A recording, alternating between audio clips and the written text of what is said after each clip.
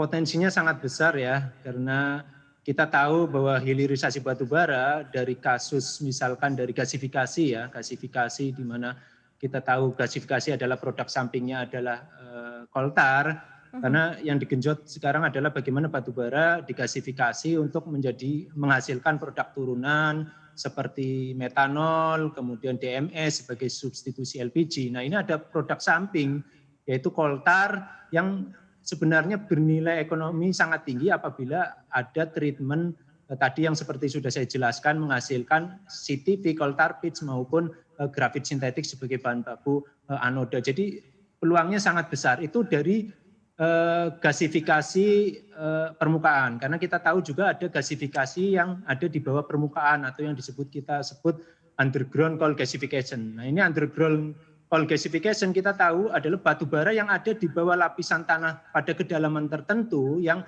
secara ekonomis apabila ditambang itu sudah tidak ekonomis. Nah salah satu caranya adalah dengan menggasifikasinya di bawah permukaan atau underground coal gasification. Nah, produk dari gasifikasi bisa untuk pembangkit, bisa untuk produk turunan seperti metanol maupun dimethyl ether atau DME. Nah, ini ada produk sampingnya, coal tar, yang diperoleh dari proses gasifikasi. Nah, ini sangat besar. Jadi kalau dari pengalaman penelitian kami gasifikasi di Puslitbang Tekmira itu persentase coal tarnya itu sekitar 10 sampai 15% dari proses gasifikasi. Ini cukup besar potensinya untuk diolah menjadi grafit sintetik.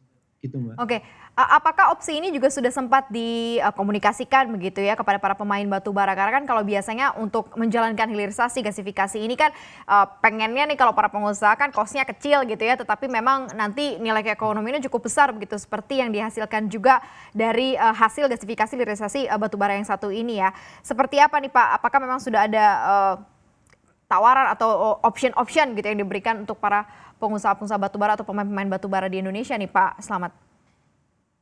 Iya, jadi kami di Badan Litbang juga sudah membuat kajian hilirisasi batubara ya Mbak.